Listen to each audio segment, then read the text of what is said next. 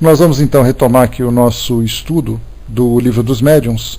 Nós estamos nas Manifestações Espíritas, capítulo 16, na variedade dos médiuns escreventes. Nós estamos no item 193, a gente vai concluir essa parte e já entrar no 194. Nós falávamos, no nosso último encontro, as características de cada médium de acordo com os textos que eram publicados, que são publicados por eles, né? Então está aqui o terceiro item, segundo o gênero e a especialidade das comunicações. A importância, mais uma vez, de se estudar essas características dos médiuns escreventes, das comunicações, é exatamente porque, primeiro, as psicografias são aquelas que são as mais conhecidas, as mais popularizadas. Nós temos ali as tantas psicografias familiares que chegam através das casas espíritas, a quantidade de livros, cada livro de um gênero diferente, um livro que é romance, um livro que é mais técnico, um livro que é mais moralizador pelo tipo de mensagem que é publicado, né?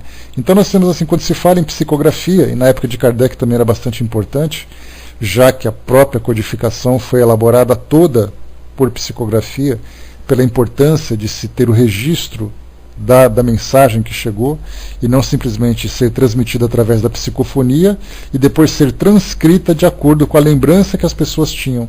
Então não seria possível fazer isso na época de Kardec, então ele também deu um destaque especial para a psicografia. Mas então aqui, de acordo com os gêneros, a importância e a especialidade de cada médium, a importância é nós não generalizarmos um médium acreditando que ele é polivalente e ele é capaz de psicografar qualquer coisa. Então, quando nós temos contato com o médium psicógrafo, a pergunta que se faz é que tipo de psicografia você faz, que tipo de textos você produz, que tipo de comunicação você transmite através da sua faculdade. E aí então a gente começa a fazer uma análise de alguns médiums que têm tendências para alguns tipos de comunicação, enquanto que outros têm para outras. Alguns médiums têm ali uma característica exclusiva para apenas um tipo de comunicação, e isso mostra assim uma imperfeição do médium, né, porque ele somente consegue traduzir ou trazer uma comunicação específica sobre aquele texto, sobre aquele gênero, e fora daquilo ele não consegue produzir absolutamente nada, enquanto que tem outros médiuns que são polivalentes, aqueles médiuns que conseguem psicografar qualquer tipo de comunicação, que são aqueles médiuns mais completos, mais desenvolvidos, mais experientes, mais capacitados, né? Então nós temos desde aquela variedade onde temos aqueles que produzem muito até aqueles que produzem pouco, e entre esses dois extremos temos ali as variedades dos médiuns. Nós falamos então sobre médiuns versificadores, aqueles que trazem comunicações através de versos, né? Escrevem aqueles poemas versados, tudo bonitinho. A gente tem muitas comunicações que vieram através de Chico Xavier, alguns espíritos que, ou contando as suas próprias histórias, ou trazendo alguma lição moralizadora e tudo mais através de versos. Então mostra que o médium tem a capacidade de oferecer ao espírito condições dele se expressar através dos versos, porque muitas vezes o próprio espírito tem essa tendência, né? Ele gosta de poesia, ele gosta de fazer essas composições, mas ele precisa de um médium que ofereça para ele condições para isso, né? E essa condição é exatamente aquela bagagem intelectual que o médium já apresenta. Temos os médiums poéticos, aqueles que são mais sentimentais, não necessariamente através de rimas, através de versos, mas o tipo de comunicação traz essa doçura, esse encanto nas suas palavras, né? Então ele não tem aquele tom de aspereza, como diz Kardec aqui para nós, né? Então ele tem mais facilidade de expressar sentimentos. Por exemplo, um espírito que gosta muito, ou espíritos que gostam muito de se expressarem através de mensagens sentimentais, a gente tem, por exemplo, o espírito Meimei, o espírito Maria Dolores, esses dois espíritos que se comunicaram através do Chico Xavier, né? Nós temos, diferentemente, por exemplo, Joana de Ângeles, através do Divaldo, ela fala de uma forma muito mais técnica do que de uma forma poética. Então, quer dizer, essa sua técnica, esse seu lado científico voltado para a psicologia, a gente pode ver que se nós pegarmos, por exemplo, Meimei e pegarmos Joana de Ângeles, os dois espíritos falando sobre o mesmo assunto, a gente vai ver que fazem abordagens completamente diferentes. Um puxa mais para esse lado técnico, analisando a psicologia, analisando as tendências do ser humano. Já no caso Meimei ou Maria Dolores, já pega mais, né, passando um pouco mais a mão na cabeça, pegando naquele colo e tudo mais, né? Então a gente tem assim, esses poéticos, alguns médiuns têm essa capacidade, porque outros médiuns, por serem muito objetivos no seu raciocínio e serem muito objetivos também na sua forma de trabalho, os espíritos também dependem dessa objetividade para alguns tipos de texto. Aqueles que preferem se alongar um pouco mais, florear um pouco mais o seu texto, a sua mensagem, já não conseguem através desses médiums. Até conseguiria, né, porque a gente lembra que não é impossível um médium trazer uma comunicação, mas certamente ela vai sofrer ali uma interferência muito grande pela resistência natural e inconsciente que o médium oferece. Então, por ele não ter tendência para aquilo, ele acabaria então tentando escrever do jeito dele para aquilo que os espíritos desejam se comunicar. Bom dia, pessoa que chegou. Os médiuns positivos, a gente já falou que são aqueles que são muito nítidos, são aqueles que são muito objetivos na forma de se expressar. Então, diferentemente dos poéticos, os positivos são objetivos, né? A Fernanda perguntou se eu li o livro Encontro Fraterno pelo Espírito Irmã Sheila. Não li não, Fernanda. Tá, mas Irmã Sheila também é outro espírito que também traz essa doçura poética nas suas comunicações, né? Psicografia de Emmanuel Chácara Salles. Não conheço não, Fernanda. Esse livro não li ainda. Mas eu imagino que seja assim de mensagens também, da mesma forma que também esses outros espíritos trazem, né? O próprio Emmanuel, por exemplo, né, falando em Emmanuel, se a gente observar uma mensagem que ele escreve, por exemplo, no livro Fonte Viva, Vinha de Luz, a gente vê que ele faz uma análise evangélica de uma determinada passagem, mas a sua linguagem é muito precisa para a reflexão. Ela não é aquela mensagem consoladora, aquela mensagem com doçura, ela é muito específica naquilo que ele precisa. Ele nos leva a uma reflexão pela objetividade também, né? Os médiuns literários, né, são aqueles médiuns que têm uma capacidade de organizar informações, né? Não tem nada de meloso, pelo contrário, né, Wagner? Ele é muito objetivo, algumas vezes a gente tem que parar um pouquinho para pensar, para entender exatamente o que ele estava querendo dizer, né, pela forma como ele se expressa.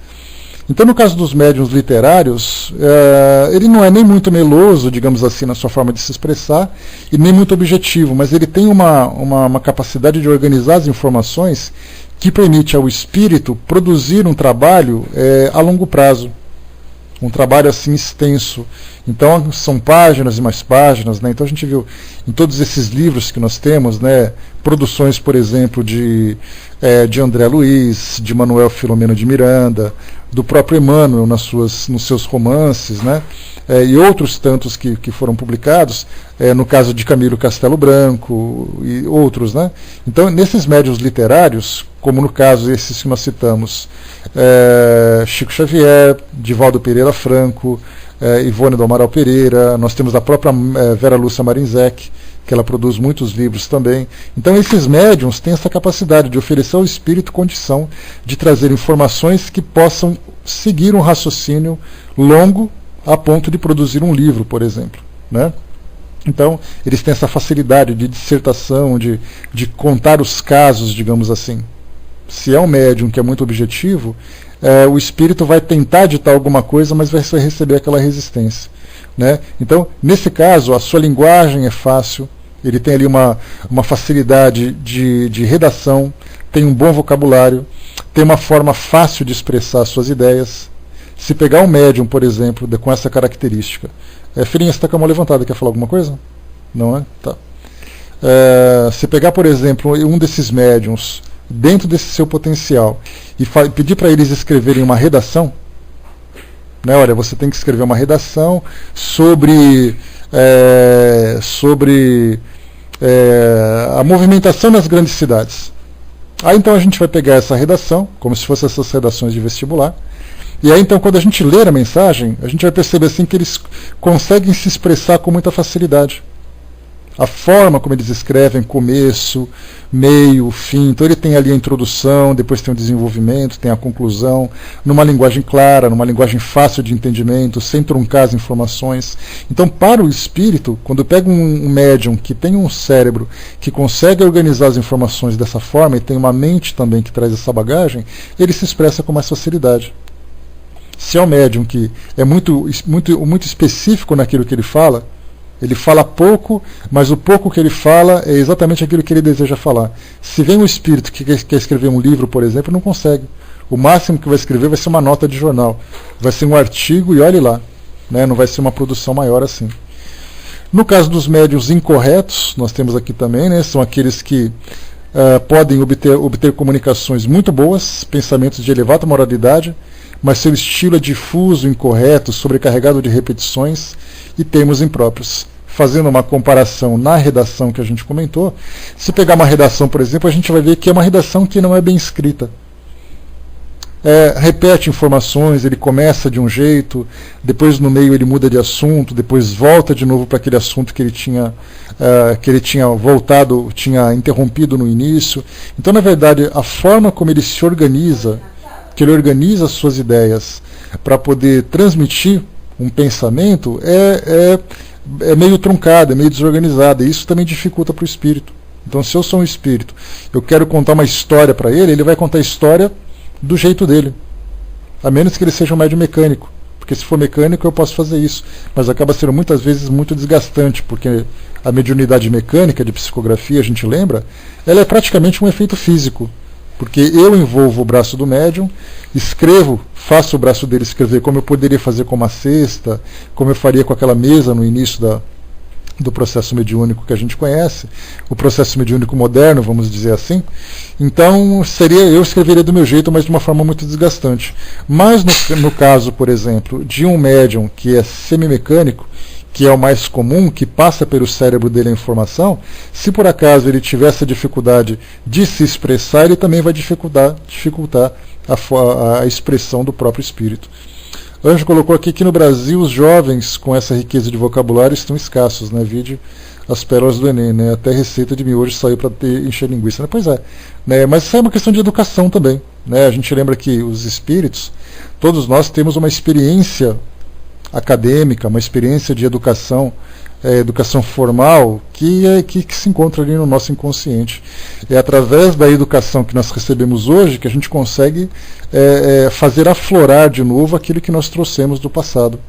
Né? Então isso também interfere. Né? Médiuns que não são bem letrados, que não têm boa educação, também dificultam, principalmente para a doutrina espírita, que traz todo o seu conteúdo didático, todo o seu conteúdo doutrinário através de livros. Se você não tem pessoas que são capazes de favorecer a manifestação dos espíritos para trazer essas comunicações, nós teremos também dificuldade para poder compreender a própria doutrina. Então a gente vê assim que não é simplesmente você pegar um médium e você colocar ele à disposição dos espíritos. A própria vivência do médium, da educação, da sua experiência pessoal, da sua experiência acadêmica, profissional, isso tudo também vai interferir de uma forma positiva ou negativa naquilo que os espíritos desejam trazer para nós. Né? Então, como disse Kardec aqui, a incorreção material do estilo decorre geralmente da falta de cultura intelectual do médium, que não serve de bom instrumento para o espírito nesse sentido. Mas o espírito liga pouca importância a isso, porque para ele o pensamento é o essencial e vos deixa livres para dar a forma conveniente. Já não se dá o mesmo com as ideias falsas, né? Que já é outra história. Mas aqui quando se fala, por exemplo, o espírito quer trazer uma ideia. Se o médium não for um bom médium, ele vai acabar prejudicando. Né? A mensagem não vai sair da forma completa. Então, se o espírito quer trazer uma informação complexa a respeito de determinado tema do mundo espiritual e pega um médium que é desse médium incorreto, que traz uma mensagem incompleta, a gente vai ter uma informação incompreensível, que nós não conseguiremos entender, não conseguiremos refletir sobre ela. Né? Então por isso que os espíritos têm que se organizar para poder encontrar um médium capaz de favorecê-los, né, na sua expressão. Médiuns historiadores, os que têm aptidão especial para dissertações históricas. Essa faculdade, como todas as outras, independe dos conhecimentos do médium, pois há pessoas sem instrução e até mesmo crianças que tratam de assuntos muito além do seu alcance. Variedade rara de médiums positivos. Então, no caso de médiums historiadores, a gente pode lembrar, por exemplo, um livro de fácil entendimento para nós, há 2000 anos, de André Luiz. Quando se fala de Emmanuel, quando se fala em há 2000 anos, é um livro que conta a vida pessoal, de uma forma romanceada, de Emmanuel, mas que traz elementos históricos, falando sobre o Império Romano, falando sobre a influência do Império Romano sobre a vida do povo hebreu, fala sobre o comportamento do povo hebreu, fala de datas, fala de época, fala de situações. Então, nesse caso, a gente tem ali um médium que tem que favorecer, né, que tem que trazer condições para isso. Um detalhe interessante é que Leon Tolstói, que é um romancista russo, que desejava trazer um livro através de Dona Ivone do Amaral Pereira, Renúncia, 2000 anos, 50 anos depois, Ave Cristo, Paulo Estevão, né? São todos livros assim que, embora tragam para nós assim o romance, eles têm características históricas. Então, se o espírito do médium, no caso o médium, que não tem esse conhecimento de datas, que não tem essa facilidade de lembrar de fatos, que não tenha, digamos assim, uma cronologia organizada na sua mente para falar sobre história, o espírito vai ter uma dificuldade para poder falar. Ele vai ter que editar-se, no caso ele teria que editar pausadamente cada uma das páginas, cada um dos fatos, porque o médium não vai colaborar. Porque se é um médium que tem essa experiência, eu começo a contar um fato, na mente do médium as informações já começam a se organizar. Por exemplo, eu não sou médium, mas eu adoro história. Né? Sempre quando é possível, a gente fala um pouquinho sobre algum evento histórico. Então vamos supor que eu chego numa festa de aniversário, e aí então encontro ali alguns amigos e tal, e de repente, né, para aqueles amigos que não tem muito do que falar, eles começam a conversar sobre um fato que aconteceu na Idade Média. Como eu já estou inteirado do assunto, eu começo a participar também. Ele começa a falar de uma coisa, eu já lembro, já colaboro com o nome, já colaboro com uma data, já faço um comentário de alguma coisa que eu li em algum livro. Então, na verdade, a gente vai alimentando aquela conversa para que ela vai se tornando cada vez mais rica. A mesma coisa acontece em todos os casos que a gente viu aqui agora. Se por acaso alguém vai falar sobre política e eu tenho conhecimento sobre política, eu estou acompanhando aquilo que ele está falando. Então esse meu acompanhamento facilita para ele o desenvolvimento do raciocínio. Ele não precisa parar para ficar me explicando quem é quem, o que aconteceu, o que fez naquele dia, qual foi o escândalo que aconteceu, qual foi o lado positivo, aquela coisa toda. Né? Então, quando você participa de um assunto, ele flui com facilidade. Se eu chegasse para vocês aqui hoje, eu tivesse a capacidade de falar sobre física quântica, eu ia falar para vocês e ia ficar todo mundo boiando. Porque esse é um assunto que ele fica muito restrito dentro do campo científico. Então, se eu falar para vocês uma expressão, um nome, que vocês não entendem, vocês vão falar assim, mas o que é isso? Eu vou ter que parar meu raciocínio para começar a falar para explicar o que é aquela palavra e coisa e tal. Vocês entenderam aquela palavra, eu começo a falar de novo. De repente, trunco outra vez porque veio outra palavra que vocês não entenderam. Então eu vou ficar tendo que perder tempo explicando. Agora, se eu estou num congresso de físicos, que todos eles entendem um assunto, qualquer palavra que eu falar, eles rapidamente vão assimilar e já vão continuar acompanhando. Então, assuntos científicos, assuntos religiosos, assuntos do Evangelho, por exemplo. Se eu sou um médium que tem um estudo profundo sobre o Evangelho, né, no caso do Novo Testamento, por exemplo, ou assuntos bíblicos, e vem um espírito e quer falar sobre esse assunto, e ele encontra na minha mente informações a respeito, percebe que eu sou um médium interessado e tudo mais, isso vai facilitar bastante ele tratar desse assunto, porque conforme ele vai narrando, eu imediatamente já vou escrevendo. Mesmo de uma forma automática, de uma forma semi-mecânica, ou seja, o meu cérebro trabalhando junto com a influência do espírito. E isso vai fluindo com naturalidade porque ele está conversando comigo sobre alguma coisa que eu já conheço. Então é essa bagagem. Só que o detalhe interessante que os espíritos lembram é que muitas vezes, hoje, nessa minha encarnação, eu não me lembro, não tenho essa habilidade, mas no passado eu já tive. E aí então, quer dizer, se eu não tenho condições agora, eu não tenho conhecimento para falar sobre assuntos científicos, mas os espíritos encontram facilidade para tratar desses assuntos comigo, quer dizer que alguma coisa tem dentro de mim. Quer dizer, alguma coisa guardada na minha mente a respeito desse tema. Lembro, por exemplo, não é o caso de comunicação de psicografia, mas a gente fala sobre a psicopictografia, que é a pintura mediúnica. Quando falavam numa entrevista de Luiz Antônio Gasparetto, por exemplo, perguntou para ele: Luiz, você já estudou alguma coisa sobre pintura? Ele fala: não, nunca estudei. Você faz aulas sobre isso? Não, não faço. Você já leu sobre isso? Não leio, não me interesso. Então por que os espíritos conseguem se comunicar através de você pela pintura? Ele fala: não sei.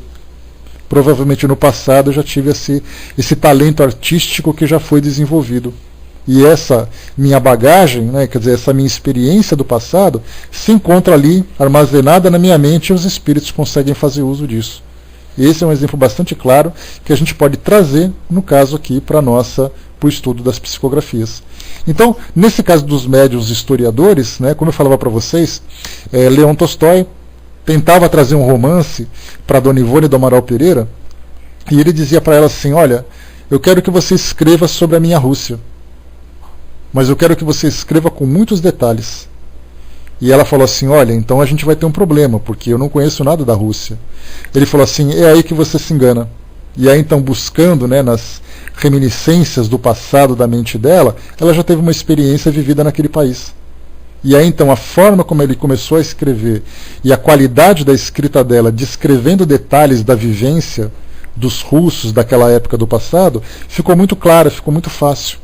Então, na verdade, teve que despertar nela alguma coisa que estava num estado latente.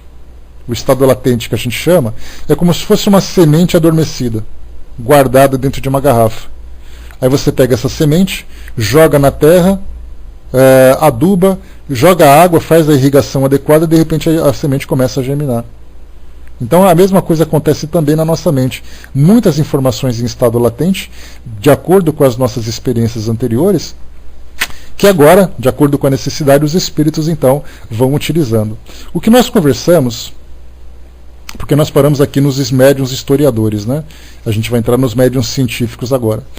Bom dia, pessoal que chegou. O que nós conversamos no nosso encontro anterior é a forma como os espíritos se aproximam dos médiuns.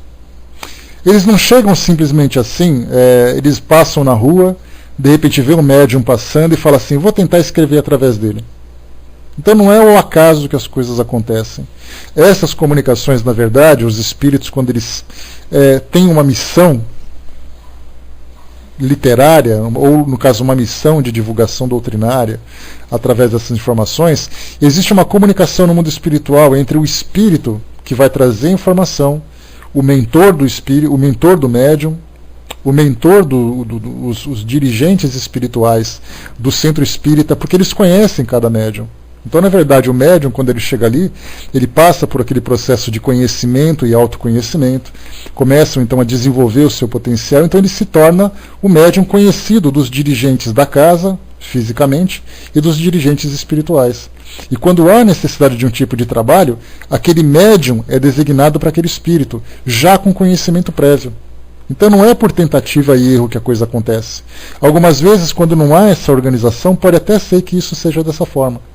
Os espíritos tentem passar essa comunicação. Muita gente diz assim, né, que de repente eu estava em casa, senti uma vontade desculpem, senti uma vontade de escrever e comecei a escrever algumas coisas, mas são textos meio complicados, são textos que não são claros, são informações que eu desconheço e tal. Então, algumas vezes os espíritos se aproximam do médium para tentar fazer dele um instrumento de sua comunicação, mas nesse caso é por falta de opção. Já que não tem outro, vai você mesmo.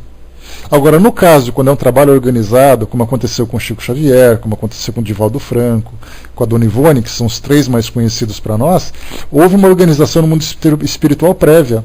Tanto que a própria comunicação de André Luiz com Divaldo Franco foi feita através de Emmanuel, conforme na biografia do Chico. Então Emmanuel apresentou André Luiz a Chico Xavier, eles ficaram durante 2 anos nesse processo de aproximação, de afinidade fluídica, de interação de ideias, de exercícios, para depois começarem a escrever as obras. Então é algo que acontece de uma forma prévia, organizada, trabalhosa nos bastidores, para que depois possa gerar os frutos, que é a comunicação propriamente dita. Então vamos lá. Médiuns científicos.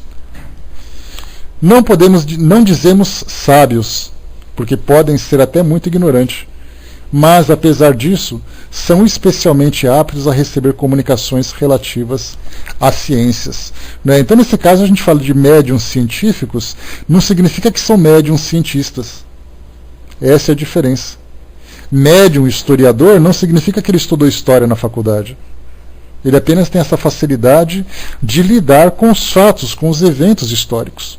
Os médiums científicos, por exemplo, vamos supor que um espírito queira trazer para mim, queira publicar um livro falando sobre fluido vital e fluido cósmico universal e também de perispírito, que são 3 temas bastante complicados de entender na doutrina espírita, e são temas ligados a esse aspecto científico.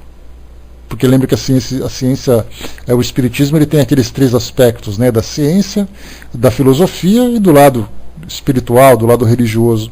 Então, nesse campo, no caso do livro Gênese, por exemplo, se ele quer falar sobre fluidos, falar sobre o laboratório do mundo invisível, se ele quer falar sobre o perispírito, se ele quer falar sobre a origem da vida, isso tudo é ciência.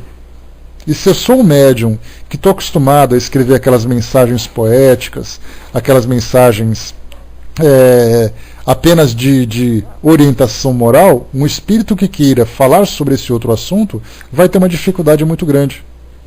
Exatamente porque a gente lembra que no passado havia aquela separação, até na formação escolar, ou você fazia exatas, humanas ou biológicas, vocês devem se lembrar disso. Então, nas faculdades também, hoje nós temos cursos voltados para humanas, como, por exemplo, História, Geografia, Língua Portuguesa, Direito, né, e tantas outras histórias. No caso das exatas, por exemplo, você tem Matemática, Física, você tem Engenharia e outras. Na parte de biológicas, você tem Medicina, Educação Física, Biologia, Biomedicina, Enfermagem e tudo mais. Então, em cada um desses grupos, nós temos tendências para isso. Podemos perceber que o ser humano, ele traz aptidões natas dentro dele, aptidões que foram desenvolvidas no decorrer da sua história, no decorrer da sua história pessoal. Então, quando nós trazemos tendências para determinadas áreas, e nós temos a capacidade de desenvolver a mediunidade, ou de apresentar essa habilidade mediúnica, essa nossa tendência tem uma influência muito grande no tipo de comunicação que nós vamos trazer. Então, se eu tenho uma mente mais lógica, uma mente mais voltada para as exatas, os médiums, um espírito que queira trazer uma mensagem científica, vai encontrar em mim uma certa facilidade.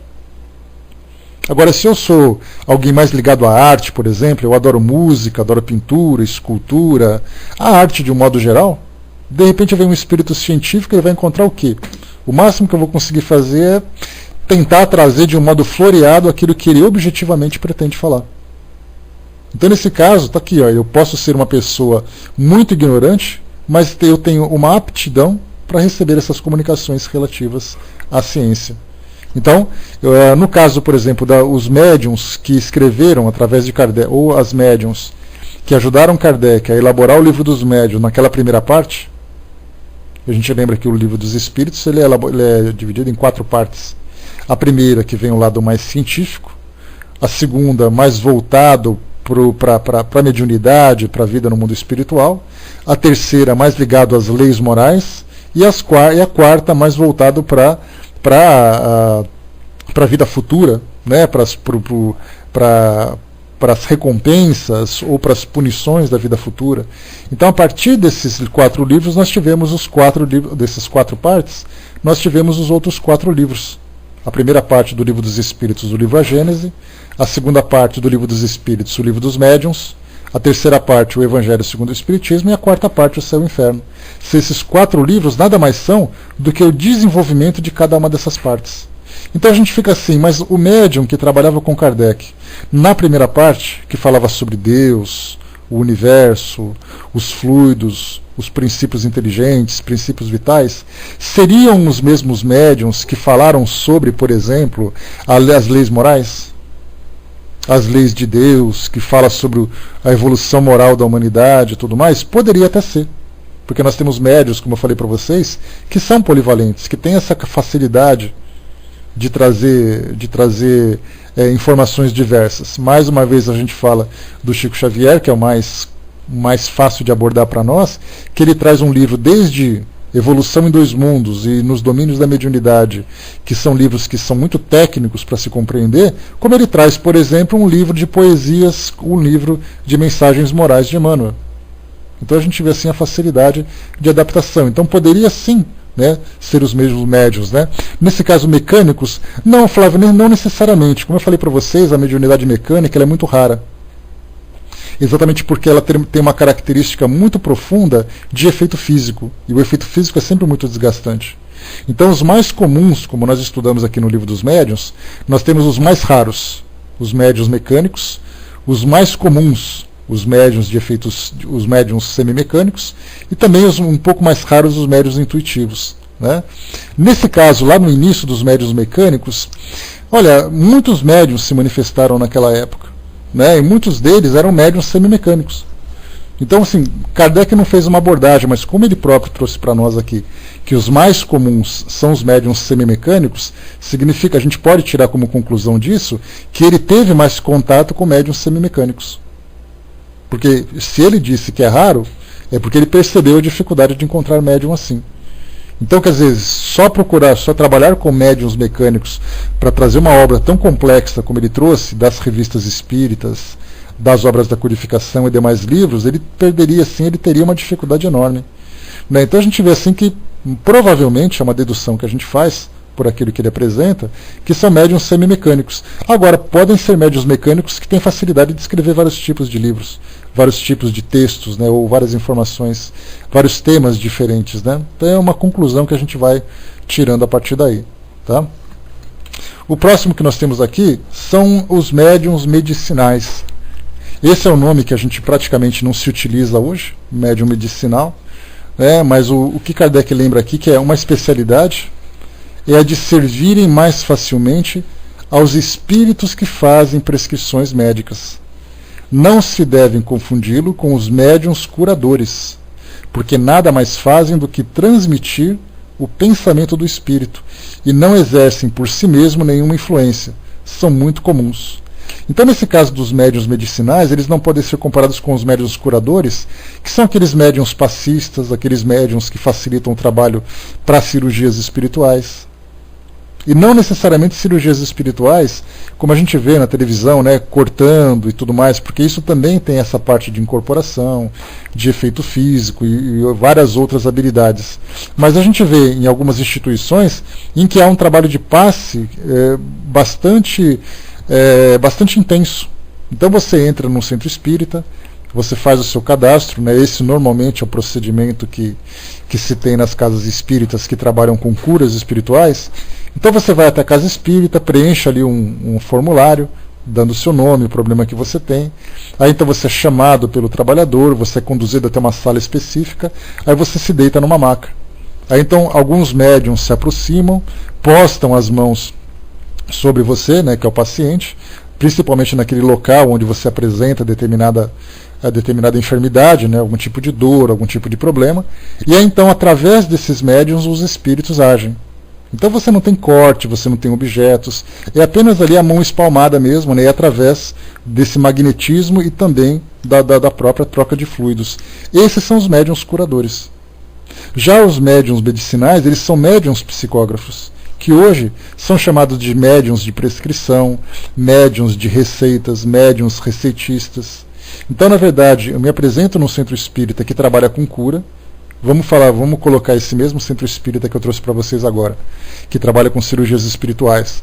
Então eu acabei de fazer a cirurgia espiritual, aí então eles me levam até uma outra sala, onde ali eu vou receber uma orientação através de uma prescrição, falando sobre algum tipo de medicação que eu possa tomar. Normalmente as medicações são fitoterápicas, sem controle médico, sem necessidade de controle, sem efeitos colaterais.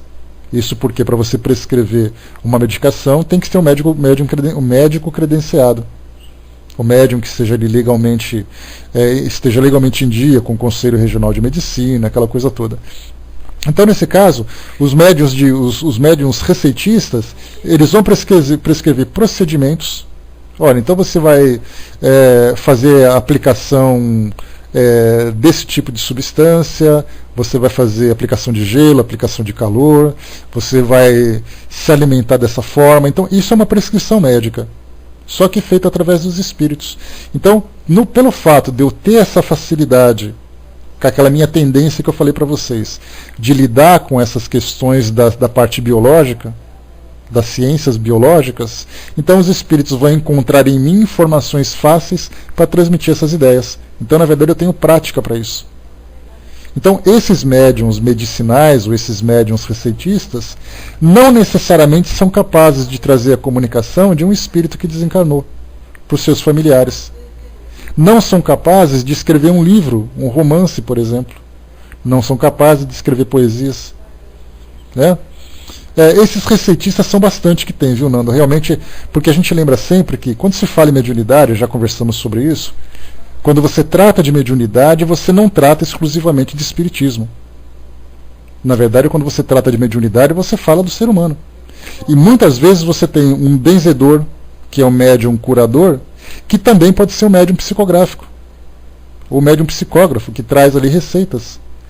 Aí então tem aquela pessoa que prescreve ali para você tomar um chá, ou você tomar um banho de ervas, que não tem nada voltado para as religiões de tradições africanas. Mas você pode, por exemplo, você tem um problema de pele, você faz ali um chá de algum tipo de erva e faz um tratamento fitoterápico. Então, na verdade, esses médiuns medicinais são esses médiuns, de um modo geral, tanto da religião católica, como da religião umbandista, como espíritas. Ele simplesmente vai se colocar à disposição desses espíritos que lidam com esse trabalho de cura. E muitas vezes pode ser assim, de uma forma muito, muito simples, diferentemente de um gabinete de um centro espírita, onde você vai se sentar direitinho. Você pode chegar numa casa simples, numa chácara, num sítio qualquer, onde aquele médium tem a inspiração de transmitir para você uma informação. Você pega aquele papelzinho, leva para casa, compra as ervas ali na feira e pronto, fez o seu tratamento. Então isso acontece o tempo todo, em todos os lugares. No interior do Brasil, isso é bastante comum, como o Nando lembrou, principalmente nas cidades pequenas do interior, né, onde até muitas vezes tem uma escassez de atendimento médico tradicional. Então as pessoas apelam para esses tratamentos alternativos, e aí que aparecem então esses médiuns curadores, esses médiuns medicinais e os médiuns curadores. Como a gente já conversou, por exemplo, um benzedor, um rezador, uma benzedeira, são médiuns curadores, que não são espíritas, mas nem por isso deixam de ser médiuns. Médiuns religiosos, é o próximo que nós temos aqui, recebem mais especialmente comunicações de caráter religioso ou que tratam de questões relativas à religião, sem embargo de suas crenças e de seus costumes. Aqui é um detalhe interessante, né? Quando se fala em médium religioso, ele pode trazer informações de qualquer religião. Ele não precisa necessariamente ser espírita e falar de espiritismo. Né? Muitas vezes, esse no caso do João Berbel, por exemplo, é um médium curador. Ele é um médium de incorporação que trabalha com cirurgias espirituais. Né? O João Berbel ele atende na cidade de Franca, aqui no interior de São Paulo. Né? Então ele é um médium curador, que também pode ser, que eu não sei se é o caso dele porque eu não conheço as suas habilidades, né? Eu não sei se ele faz prescrições, mas se fizer, ele já entra nessa categoria de médium psicógrafo, que trabalha com prescrições médicas. Né? Se ele faz misturas medicinais, né? Se ele tem essa receita também, então ele também é médium receitista, para esse caso. Né? Então, na verdade, o que a gente está colocando são formas de identificarmos as atividades que podem ser desempenhadas pelos médiuns. Né? Então, essas habilidades se tornam muito mais fáceis de serem compreendidas quando a gente começa a separar uma coisa da outra, para não colocar tudo no mesmo bolo. Achar de uma forma tão simples que você sendo médium, você é um médium capaz de fazer qualquer coisa. Para aqueles que não conhecem, por exemplo, sobre mediunidade, você chega e fala assim para a pessoa, olha, eu sou médium. Aí na cabeça dele já começa a passar um monte de coisa. Tudo aquilo que ele viu na televisão, ele acha que você pode pintar, que você pode fazer uma cirurgia, que você pode escrever, que você faz isso. Então, quer dizer, quanto mais a gente vai especificando, vai detalhando as capacidades mediúnicas, mais fácil a gente consegue compreender as dificuldades do exercício da mediunidade. E principalmente para aqueles que são médiums, começam a explorar dentro de si mesmos as suas habilidades e as suas dificuldades também. Então os médiuns religiosos, então como eu falei para vocês, o fato dele ser médium e falar sobre religiões, como era o caso, por exemplo, né, a gente lembra da época de Kardec, que grande parte dos espíritos que ajudaram na elaboração da codificação, ou todos os espíritos que elaboraram a codificação, não eram espíritos espíritas. Eram espíritos filósofos, espíritos católicos. A gente lembra de Santo Agostinho, a gente lembra de Santo Antônio de Pádua, a gente lembra de São Luís. Eram santos católicos. A gente lembra de Lemené, por exemplo, que era um daqueles que ajudaram na elaboração de textos do Evangelho segundo o Espiritismo, que era religioso, que era, se não me engano, ele era sacerdote católico. E tantos outros, né? O próprio Cura d'Armes também é a mesma coisa.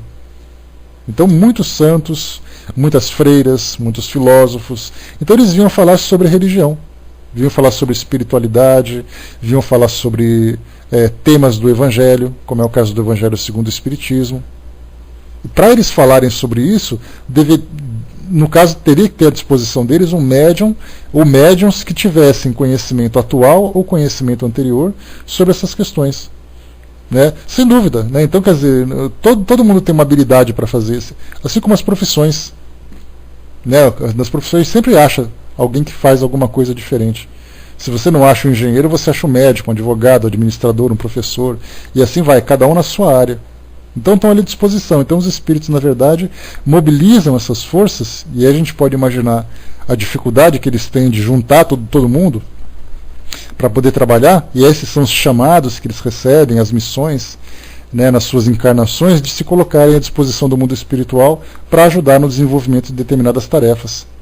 Então nós tivemos dentro da Igreja Católica, por exemplo, eu até conversava esse fim de semana aqui em casa com a minha irmã, que ela está fazendo curso de espiritismo básico, né? Então a gente falava sobre algumas coisinhas e eu comentava com ela, né, porque eles falaram sobre o Papa lá no centro espírita que ela frequenta, né, o que eles pensam do Papa, né, e o que acham que vai acontecer com a Igreja, aquela coisa toda. Aí conversando, eu falava com ela assim, olha, é importante a gente lembrar que o fato de você ser de uma outra religião que não seja, né, a doutrina espírita, ou não seja uma filosofia como a doutrina espírita, não significa que você não tem espíritos envolvidos. Dentro da Igreja Católica, por exemplo, existe uma legião de espíritos trabalhando em prol do desenvolvimento daquela crença, em auxílio aos seguidores daquela crença, em auxílio aos sacerdotes daquela crença.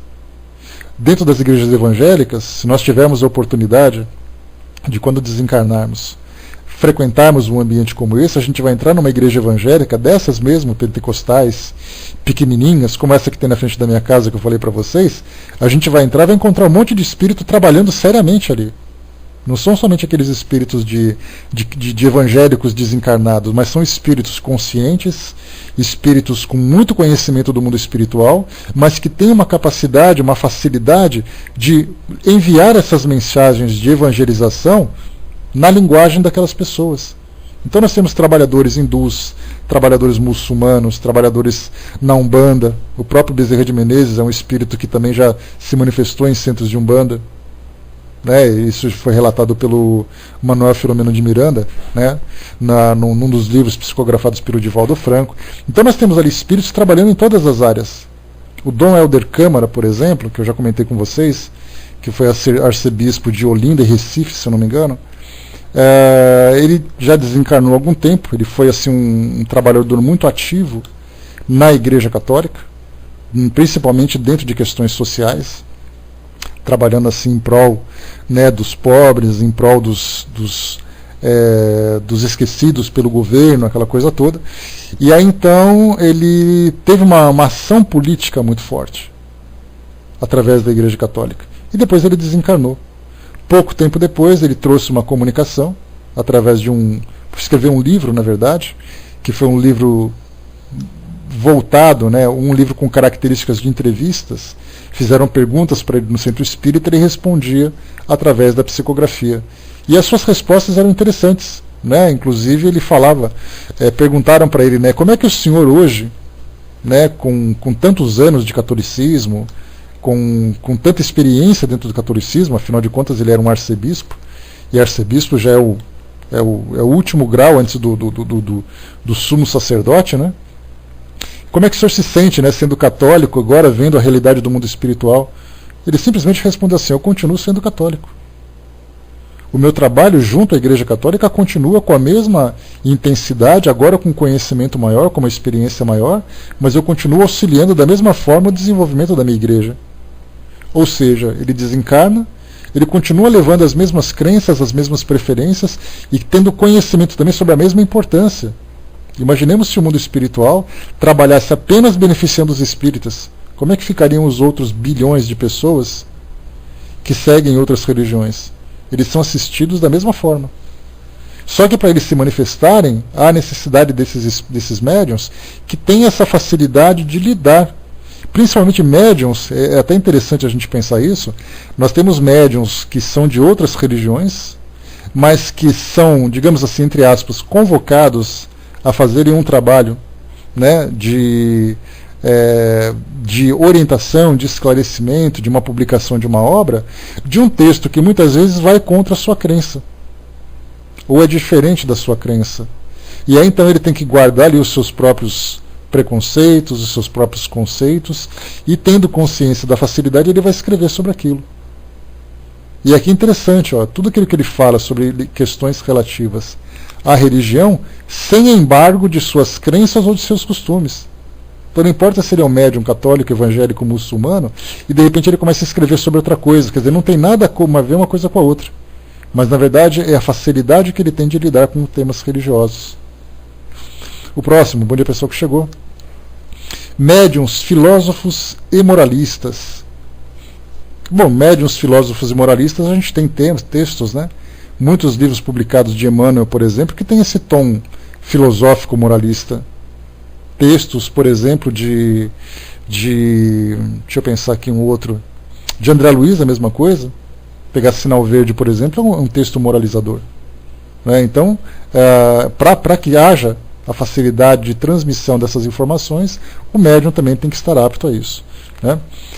Deixa eu ver o que Dudu escreveu aqui, né? Aquele médium que recebe pedidos de amigos que estão sofrendo com doenças, e ele, sem conhecer, muitas das vezes mentaliza esse necessitado, e muitos deles se curam. Esse médium é curador, isso. Né? Ou é um médium de irradiação, pois muitos desses doentes se curam. Na verdade, quando a gente fala sobre o médium curador, Dudu, ele na verdade é um médium também de irradiação. Só que você tem alguns médiums que têm a facilidade de uma irradiação próxima, ou uma facilidade de irradiação à distância. Mas ele continua sendo, na verdade, não é a forma como ele age, mas é o objetivo da sua ação. O objetivo é cura. Então não importa se ele faz a cirurgia, se ele faz a imposição de mão ou se ele faz uma irradiação. A sua capacidade curativa ela vai agir dos 3 jeitos. Né? Ele sempre está irradiando. Né? Agora tem alguns médios que têm uma facilidade de irradiar o pensamento à distância pelo fato de ele conseguir focar naquela pessoa. Mas a gente lembra que esse tipo de médium não é mágico, né? Porque tem pessoas que falam assim: olha, coloca o nome da minha mãe no seu livrinho de preces porque ela não está bem. Só que na verdade eu nunca vi a mãe dele, não sei onde ela mora, não sei qual é a expressão que ela tem, e assim a pessoa me pede. Então na verdade o que a gente faz? Nome, endereço, se possível uma fotografia. Tem centros espíritas que pedem fotografia. Olha, você traz aqui todos os dados da pessoa, onde ela se encontra, se ela está em casa, se ela está hospitalizada, e você traz uma foto dela também. Então o próprio centro espírita pede esse recurso para poder facilitar a ação dos espíritos. Então a gente lembra sempre que nós não podemos tratar os espíritos como se tivessem ali uma, como se fala popularmente, eles não têm bola de cristal para adivinhar as coisas. Imagina que eu sou um espírito, eu desencarnei, aí depois chega ali deixa eu ver aqui, pegar um Cristo para mim aqui. Chega o Zanoni e fala para a Vaninha assim: Vaninha, pede para o teu espírito amigo lá fazer uma cura lá na minha casa. Aí a Vaninha mentaliza e fala: André, vai na casa do Zanoni. Aí eu falo: Vaninha, onde o Zanoni mora? Eu não posso adivinhar onde ele mora. Eu sou um espírito comum. O fato de eu ter estar desprendido do mundo espiritual não me dá habilidades que eu não tenho. Então por isso é importante, sempre quando a gente fizer uma solicitação ou participar de um trabalho em que recebe essas solicitações, orientar as pessoas adequadamente para que possa facilitar o trabalho dos espíritos. E também o trabalho do médium. No caso do médium curador, por exemplo, ele principalmente, porque ele tem muito mais dificuldade que os espíritos. Os espíritos ainda podem sondar nos bastidores e colher algumas informações, mas e o médium? Como é que ele faz? Ele mentaliza para o universo e o universo canaliza essa informação? Pode até ser, mas se você puder facilitar o trabalho dele, por gentileza, faça isso. Né? Vamos lá então, continuando. Os médiuns filósofos e moralistas. Suas comunicações tratam, geralmente, de questões de moral ou de alta filosofia, muito comuns para as questões morais. Aliás, eu acho que o mundo espiritual preparou uma legião de espíritos para trazer para nós essas novas informações ou essas releituras desses valores morais cristãos que nós recebemos desde a época de Jesus. Falava de uma forma alegórica, falar sobre caridade, sobre fraternidade, sobre não ter preconceito e tudo mais. E Jesus falou, por exemplo, na parábola do bom samaritano. Falar sobre perdão, sobre aceitação, a parábola do filho pródigo. Então nós lemos essas mensagens, como a gente estudou na sexta-feira agora, e aí então a gente fica encantado, poxa, que história bonitinha, aquela coisa toda. Só que todas essas histórias que foram contadas no Evangelho, ela tem um objetivo de transformar a humanidade. Então, se há necessidade de uma transformação global, tratando de bilhões de espíritos, nós somos mais de 7 bilhões de espíritos, imagina quantos espíritos estão mobilizados para trazer para nós releituras, interpretações, novas orientações morais, para fazer com que a gente desperte nessa nossa caminhada. Então, talvez, assim, acho que os espíritos que mais trabalham aqui no nosso meio são esses espíritos moralistas, ou moralizadores, ou professores, orientadores, como queiram. E há a necessidade, então, de quantidade de médiuns compatíveis com essa tarefa. Então a gente vê a quantidade de livros. Se a gente falar sobre perdão, por exemplo, e pudermos, se nós tivéssemos a capacidade de colocar todos esses livros na internet, todos os livros publicados, e conseguimos fazer assim um vademecum, né, que é assim um livro guia de todas as obras publicadas que tratam de moralidade, quantos livros a gente acharia? Quantos textos a gente acharia? Incontáveis, são tantos que a gente até perde a conta. Falar sobre perdão, então, colocar ela, quantos textos nós temos que falam sobre perdão? Histórias e mais histórias, páginas e mais páginas, livros e mais livros. Tudo isso por quê? Pela necessidade do nosso mundo. Principalmente nessa época crítica, onde nós passamos por essa fase de transição, de mundo de provas e expiações para o mundo de regeneração, e isso só vai se dar através de transformação moral, através de reforma íntima. E para isso há necessidade do quê? De orientações. Para que cheguem essas orientações, nós precisamos então do quê? De médiuns moralistas e médiuns filósofos. Todas essas, isso aqui é uma mensagem de Erasto, né, que era, a gente lembra que Erasto teve contato com Paulo de Tarso na divulgação do Evangelho, né, do cristianismo, principalmente na parte da Europa, do leste europeu, da parte da Europa central e tudo mais. Erasto trabalhava então com Paulo de Tarso. E aí depois, nas obras da codificação, principalmente na parte de mediunidade, Erasto foi um espírito muito intenso nas orientações a Kardec. E aqui então ele traz uma informação a esse respeito. Ele diz assim: todas essas classes que nós lemos até agora, né, de historiadores, científicos, versificadores, poetas e tudo mais, todas essas classes constituem diversidade de aptidões dos bons médiuns. Quanto aos que têm as aptidões especiais para certas comunicações científicas, históricas, médicas e outras, acima do seu alcance atual, podem estar certos de que possuíram esses conhecimentos em outra existência e os conservam em estado latente, fazendo parte, assim, dos elementos cerebrais necessários à comunicação do espírito. São esses elementos que facilitam ao espírito a transmissão de suas ideias, de maneira que esses médiuns são para ele instrumentos mais inteligentes e maleáveis do que o seria um ignorante. Aqui o ignorante não é no sentido pejorativo, mas é no sentido de falta de conhecimento. Então a gente vê que esses médiuns especiais, né, porque a gente lembra que os bons médiuns são aqueles médiuns capazes de facilitar o trabalho dos espíritos. Mas nós temos ali nesse caso aqueles que têm maior habilidade. que são esses médiums especiais. Então, na verdade, eles trazem esses elementos em seus cérebros para poder facilitar o trabalho, né? Vamos lá então, continuando. Médiums de comunicações triviais e obscenas, né? Mais uma vez, que só a respeito dos médiums filósofos e moralistas,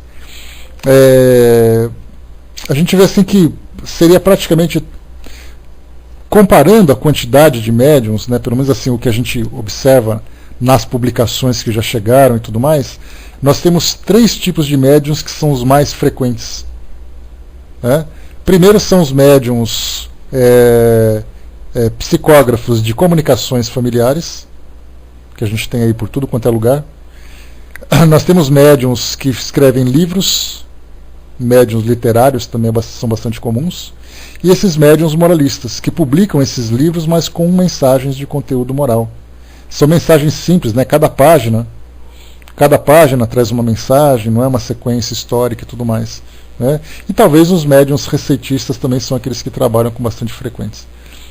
Então esses seriam os mais comuns. Médiums de comunicações triviais e obscenas. Vamos lá. Aqui já é o pessoal do, digamos assim, do submundo que vem visitar aqui nós encarnados. Essas palavras indicam o gênero de comunicações que certos médiuns recebem habitualmente e a natureza dos espíritos que as transmitem.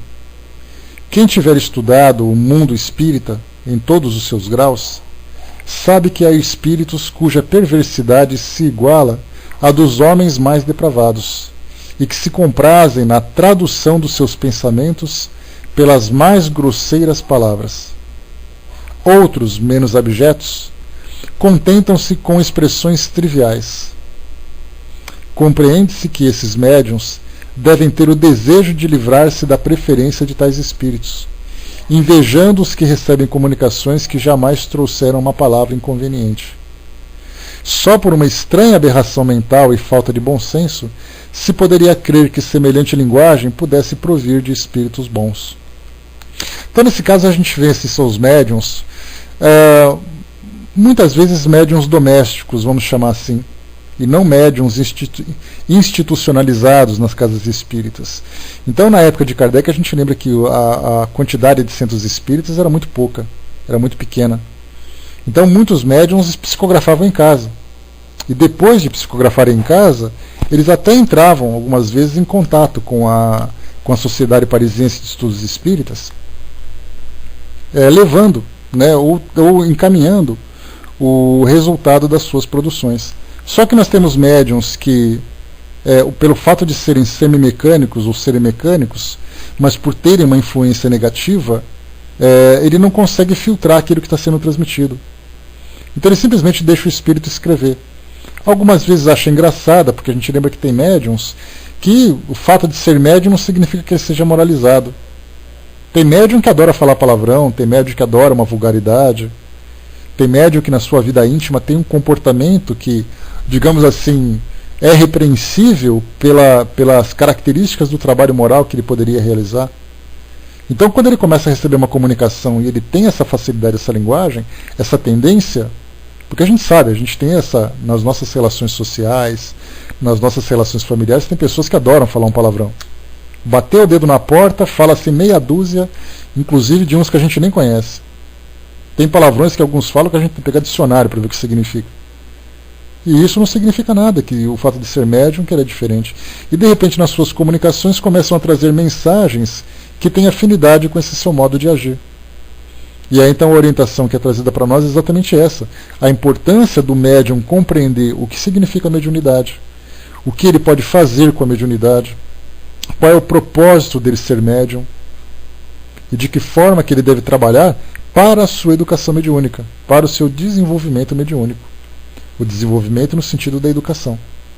E aí então ele começa a perceber que se por acaso começam a surgir espíritos que trazem esse tipo de informação, o que ele faz? Ele começa então a impedir a manifestação. Porque se ele não conseguir impedir, significa que ele está sofrendo um processo obsessivo. Se for apenas uma comunicação, ele pode escolher quando, como e com quem ele vai transmitir a comunicação. e qual é o conteúdo também dessa mensagem. Então, na verdade, quando ele começa a perceber esse tipo de influência, se ele já tem esse conhecimento, se ele já tem um mínimo de informação, ele sabe, como disse para nós aqui esse texto, né, seria muita falta de bom senso e uma aberração mental imaginar que um bom espírito se expressaria dessa forma. Algumas vezes tem espíritos que são aqueles que gostam de manipular os médiuns, né, o interessante, gostam de manipular os médiuns, e aí começa a falar sobre aqueles grandes contextos filosóficos, começa a falar daquelas mensagens de grande profundidade científica, aquela coisa toda, mas de repente no final ele solta dá aquela arranhada assim, solta uma palavra uma expressão negativa, uma palavra que não é condizente com a qualidade do espírito, que se imaginava, por exemplo. Então, nesse caso, a gente vê que existem médiuns que têm afinidades com espíritos que trazem essas comunicações, mas que o médium tem ali a obrigação de trabalhar o seu desenvolvimento, a sua educação, para impedir que haja essas manifestações, até porque é negativo para ele, porque ele acaba sofrendo essa influência. Porque se ele tem tendências à sensualidade, à vulgaridade, à agressividade, e ele é constantemente assediado por espíritos que transmitem essa comunicação, significa que estão ali, digamos, jogando lenha na fogueira, para fazer com que ele se torne cada vez mais aquilo que ele está tentando deixar de ser.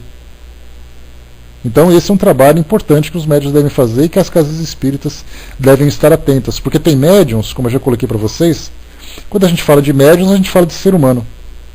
E falando de ser humano, você fala de personalidade, você fala de caráter, você fala sobre sentimentos, orgulho, vaidade. Tem médiuns que chegam numa casa espírita, por exemplo, e ele começa a escrever. E ele tem ali as suas afinidades espirituais. E ele começa então a escrever alguns textos que trazem um conteúdo que ele até consegue segurar aquelas palavras mais vulgares, né, aqueles palavrões. Mas ainda assim o seu texto acaba trazendo uma certa obscenidade, uma certa trivialidade, fala de futilidade. E aí então, no momento em que ele começa a fazer leitura para os presentes na reunião, ele começa então a sofrer aquele preconceito. Começa a sofrer bullying dentro da casa espírita. Porque ele não é um bom médium, porque os espíritos que se comunicam com ele não são bons espíritos, aquela coisa toda, e de repente ele percebe que ele acaba sendo excluído, em vez exatamente dele ser acolhido para trabalhar a sua educação. E aí então esse médium, a primeira vez que ele começou a ler aquilo e alguém fez uma crítica, ele nunca mais vai ter a naturalidade de escrever. Ele já vai inseguro, porque muitas vezes ele até sabe qual é exatamente a ideia que passa pela cabeça dele. Aí ele vai inseguro, ele fala assim, será que vão falar alguma coisa de mim? Será que vão me criticar? Será que vão achar ruim de eu fazer alguma coisa assim e tal? De repente ele chega no centro espírita e sofre crítica. Essa crítica acaba matando, acaba podando muitas vezes a capacidade do médium para toda a vida dele. Ele nunca mais vai ter essa naturalidade de se expressar. Vamos lá aqui. Anjo colocou para nós, né, o médium não consegue parar de falar, ou seja, filtrar o que o espírito está falando. Nesse caso que a gente está comentando, é de psicografias. Mas, quando a gente trata também de psicofonia, depende do grau de consciência que o espírito tem, que o médium tem. Nós temos ali aqueles casos, por exemplo, que se são médiums bem educados, são médiums que têm ali a educação, o trabalho, mesmo que ele não tenha consciência do que está acontecendo na hora, porque ele fica inconsciente naquele período em que ele se encontra no estado de transe mediúnico, as manifestações são sempre coordenadas pelos seus mentores espirituais e pela afinidade com que ele tem. Então ele consegue se educar e consegue exatamente direcionar para que tipo de espírito que ele vai se colocar à disposição. Já no caso da psicografia, também é a mesma coisa. Nós temos aqueles médiuns que estão escrevendo que muitas vezes não têm consciência do que escreve. Ou quando estão escrevendo, eles conseguem até interromper no meio do assunto. Ele começa a escrever, começa a perceber que a coisa não está saindo muito bem, ele para. Mas ele poderia, por exemplo, se tivesse experiência, filtrar na hora, quer dizer, o pensamento vem na hora e ele segura. Ele não permite que aquela palavra vá, porque não tem sentido, não tem nada de produtivo naquilo. E se você trabalha, por exemplo, né, no caso de Kardec, hoje na parte da psicofonia acaba sendo muito mais comum isso acontecer. Se você vai, por exemplo, numa reunião de desobsessão, o médium psicofônico se coloca à disposição, aí então os espíritos obsessores ou o espírito obsessor se aproxima dele, e aí então começa a falar através dele. E começa a xingar, começa a fazer ameaças, começa a gesticular de uma forma vulgar. E aí então o dirigente fala ao médium, né, que o médium não permita que isso aconteça, que o médium contém o espírito e tal. Se é o médium experiente, ele, na verdade, ele nem permite que isso comece. Agora, se começa, o médium tem condições de conter. Agora, se o médium não tem condições de conter, é porque, na verdade, ele não é um médium que tem educação, que tem um bom domínio sobre a sua mediunidade. Aí, então, é importante que haja um trabalho de orientação na casa espírita. Né? Então, assim, ele consegue filtrar quando ele tem consciência, mas quando ele não tem consciência e também não tem domínio sobre aquilo que ele faz, então, aí os espíritos podem fazer dele o que eles quiserem. Né? E isso é muito negativo. Anjo colocou: visitei uma casa espírita onde veio um espírito em uma médium da casa e disse que uma pessoa da assistência estava perdendo os membros e que era bem feito porque ela tinha sido senhora de escravos e por aí foi. Fiquei sem entender o porquê deixaram esse espírito falar aquilo tudo. A pessoa saiu de lá arrasada, né? Na verdade é assim, né? O médium ele tem que ter esse conhecimento. Então, tem que saber que tipo de espírito está chegando, qual é a sua intenção. E na verdade, né, se os mentores espirituais permitem que isso aconteça, na verdade isso aí, o fato de uma pessoa sair de lá arrasada, tendo uma educação moral a ser trabalhada, né, muitas vezes esse tipo de choque acaba sendo necessário. Porque fica sempre naquela história assim, né? Poderia se ele achasse que seria importante.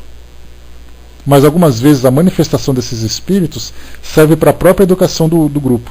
É o grupo que tem que aprender a conter os espíritos, e não lá atrás os mentores. Porque seria mais ou menos aquela mãe, digamos assim, a mãe e o pai, que cuida demais de uma criança, exerce sobre ela aquela superproteção, sem permitir que a criança cresça por si mesma. Sem que a criança aprenda a brincar, aprenda a se sujar, aprenda a ter responsabilidade com seus brinquedos. A mesma coisa acontece também no grupo mediúnico. Se os mentores espirituais fizerem tudo, o grupo não se desenvolve. Então, na verdade, quando aparecem esses espíritos que são mais agressivos, que fazem ameaças, que são mais vulgares, é o grupo depois, no final, começar a conversar sobre o porquê daquilo acontecer e eles próprios começarem a tomar essas medidas. Então a gente vê que sim, muitas vezes pode provocar um impacto negativo, mas o impacto negativo também serve para o aprendizado. Né? Você colocou também, né? Mas olha o que o médium falou para a assistente da casa, que ela tinha sido senhora de escravos e gritou. Parecia uma desobsessão e ninguém fazia nada. Pois é, já é difícil a gente julgar o que acontece exatamente, né? Falar que é certo, falar que é errado, aqui do nosso lado de fora é muito fácil a gente julgar o que é certo e o que é errado numa reunião. Mas é só participando para conhecer exatamente o grupo, as características do grupo, o tipo de assistência que eles possuem, qual é o objetivo daquele trabalho, o porquê de permitirem que aquele espírito se manifestasse. Né? Então, infelizmente, a gente não pode simplesmente dizer que estava certo ou errado, simplesmente assim. Tem casos que certamente são muito escandalosos, né? Aqueles espíritos que chegam tentando virar a mesa, gritando e xingando, aquela coisa toda, isso certamente não é um trabalho correto. Então o grupo precisa conversar sobre esse tipo de situação. Agora, o fato de o espírito chegar e fazer uma ameaça para um médium que está lá, o médium sair chorando, e se foi mesmo um senhor de escravo, uma senhora de escravo? E se realmente ele tivesse feito isso no seu passado e até hoje achava que muitas vezes é um médium muito orgulhoso, o médium que acha que é o perfeito, o médium que acha que é santo? Algumas vezes a realidade é muito dolorosa. E se há permissão dos espíritos orientadores da casa para que isso aconteça, é porque um efeito deveria ter causado. Né? Agora, assim, por que isso acontece, eu já não sei como isso funciona. Né? Já seria difícil a gente falar. Mas era da assistência, tinha ido se tratar porque estava perdendo os membros, né? Olha, e se foi por causa disso? Né? Pois é, imagino como é que seja, mas é difícil a gente julgar. Né? E muitas vezes essas enfermidades, essa patologia que ela tinha, poderia ser realmente consequência do seu passado. Tendo sendo aquela pessoa egoísta, aquela pessoa maldosa, aquela coisa toda. Aí a gente pensa assim, coitadinha dela, não faz isso com ela. Esse coitadinho é do nosso lado. E que é aquele obsessor que tinha sido, vamos dizer, tinha sido uma vítima dela, ela tinha sido o algoz daquela vítima. Então, na verdade, o fato dela receber essa ameaça é o motivo dela parar e começar a trabalhar o perdão e o auto-perdão. Porque muitas vezes o fato dela desenvolver uma patologia que esteja vinculada com o seu passado é um processo, até mesmo um processo de auto-obsessão. Ela está se punindo o tempo todo porque eu não mereço isso, porque eu fui muito má, porque eu deveria mesmo ser castigado. Então ela vai criando na sua mente esse tipo de autopunição e isso acaba depois se refletindo no seu organismo. Então, quer dizer, essa é uma história muito complexa, é uma história que tem que ser analisada de uma forma privativa, de uma forma reservada, para entender exatamente qual é a história passada que ela tem, por que esse processo obsessivo, de que forma que ela interpreta toda essa situação. Então não basta a gente dizer certo ou errado. Tem muita coisa, tem muitas variáveis nessa situação que precisa ser. Né? O auto-perdão, Sandra, é quando você... vamos pensar assim, quando você comete um ato, né, um ato muito, muito doloroso na sua vida, contra alguém ou contra você mesmo, normalmente as pessoas se sentem muito culpadas. E essa culpa que ela vai alimentando é aquela coisa assim, né, eu não presto, como eu sou uma pessoa ruim, eu não merecia ter nascido, eu tenho que sofrer, eu mereço ser a pior pessoa do mundo e coisa e tal. Na verdade, ela está se punindo cada vez mais. E o auto-perdão é exatamente isso, ela parar e dizer assim, olha, eu sei que eu errei, mas eu sei também que eu posso recomeçar. Eu sei que eu preciso me reequilibrar diante de mim mesmo pelos erros que eu cometi. Eu preciso me reequilibrar diante das pessoas que eu prejudiquei. Preciso me reequilibrar perante Deus, se ele achar que está sendo julgado por isso. Então, na verdade, o auto-perdão é você se perdoar por aquilo que você fez de errado, contra você mesmo ou contra alguém. Então nós temos o perdão, é aquilo que você oferece para alguém que te machucou, te ofendeu, e o auto-perdão é quando você se perdoa. Porque, na verdade, a gente lembra que um dos grandes sofrimentos, né, um dos maiores sofrimentos que os espíritos desencarnados e encarnados trazem em suas consciências é o peso da culpa. Né? Então, o peso da culpa, as pessoas chegam... Tem pessoas que simplesmente são depressivas. Elas não têm motivos para serem depressivas, elas simplesmente são. Algumas vezes essa depressão é um processo de culpa. Joana de Ângeles fala muito sobre isso, que a culpa do passado gera hoje uma depressão no presente, porque a pessoa não conseguiu se auto-perdoar.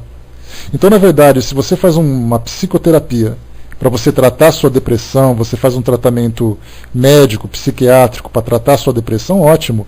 Mas muitas vezes, se você não faz uma abordagem de auto-perdão, a pessoa vai se tratando, mas aquilo nunca passa. Enquanto ela não conseguir se perdoar, enquanto ela não conseguir sair daquela condição de autopunição.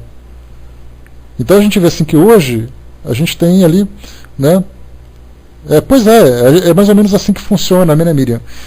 Tem pessoas que ficam assim, olha, porque você não precisa ficar deprimido. Então fica assim, não fica deprimido, não fica deprimido, não fica deprimido. Mas por que eu não posso ficar deprimido se eu estou deprimido? E aí então vem esse trabalho de transformação interior. E para a gente fechar, a Sandra perguntou também aqui a diferença entre depressão e pânico. O próprio nome diz, né? A depressão é quando a gente tem aquela baixa na nossa autoestima, a baixa no nosso ânimo. Né? Então a pessoa simplesmente perde vontade, né? Como dizem os profissionais dessa área, é como se você olhasse para a vida e a vida não tivesse a cor que você gostaria. Ela vai ficando assim, perdendo a cor, vai ficando cinzenta, desanimada. E tem aqueles casos mais graves que tem pessoas que cometem suicídio por depressão. Tem pessoas que ficam incapacitadas por depressão. Tem pessoas que sofrem para lutar contra a depressão. No caso do pânico, o pânico, como o próprio nome diz, é uma ameaça constante que a pessoa sente.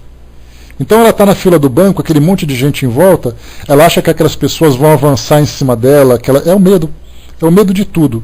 Ela tem medo de sair da rua, ela tem medo de ir num lugar público, ela tem medo de pensar no futuro dela, que ela fica assim, olha, eu tenho meu filho, mas o meu filho está indo na escola, meu Deus do céu, alguma coisa pode acontecer com ele. Então, na verdade, o pânico, todos nós temos esse sentido de sobrevivência, ou de autopreservação. Então, quando você fala assim, olha, eu tenho medo de algumas coisas, eu tenho medo de sair na rua. É só você vir para São Paulo, uma cidade que tem mais de 15 milhões de habitantes, que você tem aquele trânsito maluco, você fica com medo de ir para a rua. Mas é aquele medo que me deixa atento, mas que não me descontrola. A síndrome do pânico, ou transtorno do pânico, como ele é chamado, ele já é algo que você sente aquele mesmo medo, mas você não tem controle sobre ele. Né? Então, assim, você... exatamente, né? Pois é, nessa florzinha. Tem medo de São Paulo, mas vem, né? Mas assim, quando você fala sobre o pânico, é algo inconsciente. A Vaninha falou que o medo de barata dela é pânico. Na verdade, Vaninha, é o medo que você tem. Agora, o pânico é alguma coisa que você não está sendo ameaçada. Para você, a barata é uma ameaça, né? A barata é uma ameaça, né? A Vaninha, quando olha uma barata, imagine um filme assim, Parque dos Dinossauros, que ela está na frente de um Tiranossauro Rex olhando para ela, querendo pegar a cabeça dela. É a barata olhando do chão assim para ela, as anteninhas mexendo, né? Então esse é o pânico que ela tem. Na verdade, assim, se a barata aparece, é o tiranossauro que está aparecendo. Mas no caso da síndrome do pânico, é o medo infundado. Você não está sendo ameaçado, mas você acha sempre que alguma coisa ruim vai acontecer. Né? Deixa eu ver aqui o que foi colocado. Deixa eu ver aqui. Bom, nós fechamos por aqui então esse nosso trecho. Né, Sonhos de Luz colocou aqui: na Amazônia vi baratas que eram enormes, né, tirei até fotos. Vou mandar para você. Não faz isso que você vai deixar ela traumatizada pro resto da vida.